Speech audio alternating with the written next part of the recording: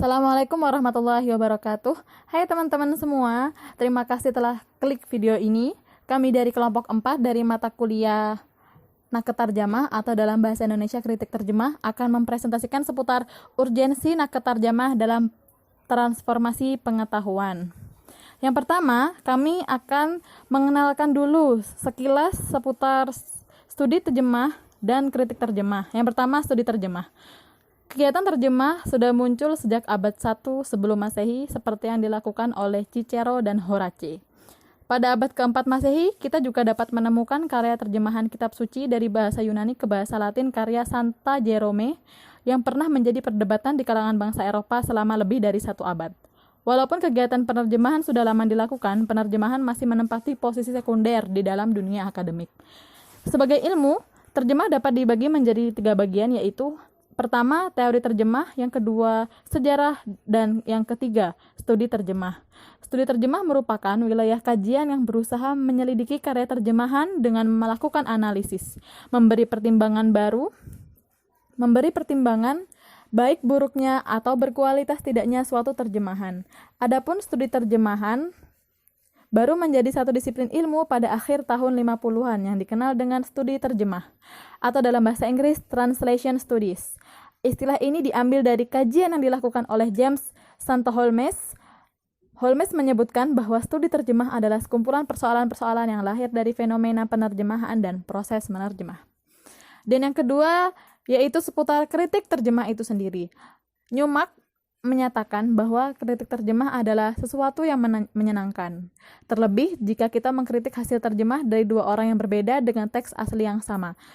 Kritik terjemahan merupakan jembatan yang menghubungkan antara teori dengan praktik terjemahan. Dalam membuat sebuah kritik terhadap sebuah terjemahan, seorang kritikus selain menganalisis teks terjemahan berdasarkan kemampuan kognitifnya, dia juga akan bermain-main di area rasa bahasa. Dalam artikel ini, atau di dalam video ini, akan dijabarkan secara ringkas berbagai hal yang terkait dengan kritik terjemahan.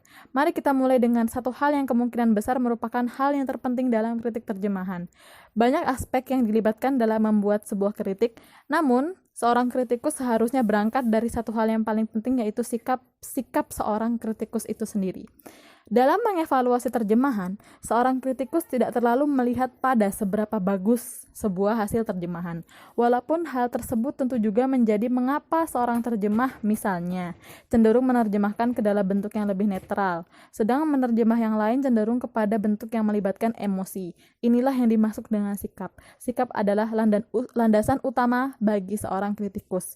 Selain sikap, maka hal penting lain yang akan bermain di area kritik terjemahan adalah tentu saja kemampuan seorang kritikus dalam menganalisis fenomena yang tertuang dalam sebuah terjemahan.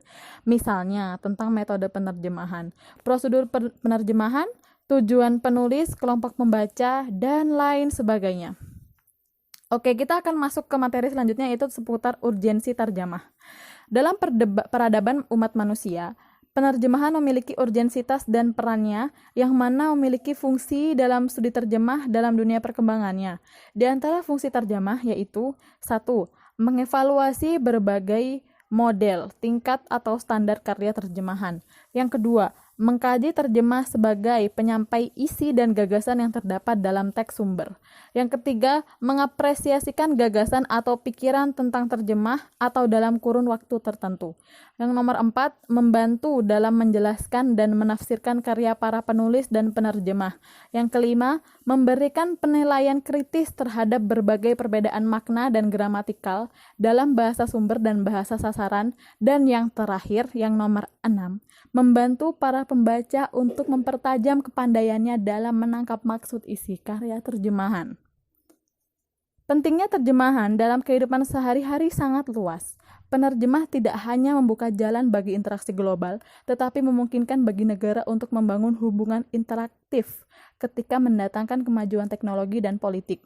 Adanya pengaruh budaya dan komunikasi yang sangat kuat, maka dibutuhkannya penerjemah di berbagai bidang, seperti bidang pendidikan, komunikasi massa, sains dan teknologi, sastra, pariwisata, agama, perdagangan, dan bisnis.